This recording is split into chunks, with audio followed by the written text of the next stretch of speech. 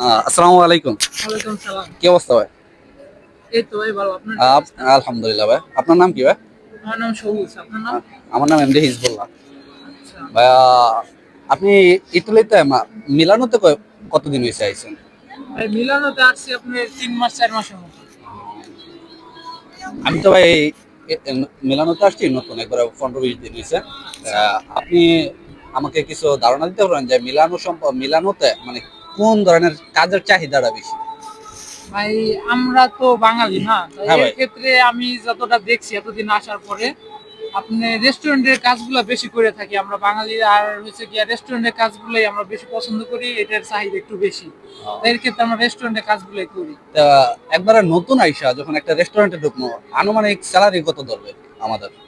ভাই একেবারে নতুন অবস্থায় গেলে আপনার ১৩০০ থেকে ১৪০০ টাকা। তারপর আপনার কাজের স্কিল যদি ভালো হয় তাহলে আপনার দেখা যায় আপনার ১৬০০ ১৭০০ এরকম টাকাটা হয়। ঠিক আছে, মানে 1300-1400 টাকা বাংলাদেশে কত টাকা পড়বে আপনার আনুমানিক?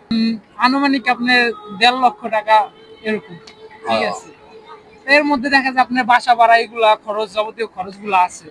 ঠিক যাক, আছে, এটা তো এগুলো যাবে, আপনার দেওয়া সমস্যা নেই। লাগবে। হ্যাঁ। ওকে ভাই, ধন্যবাদ। আল্লাহ হাফেজ।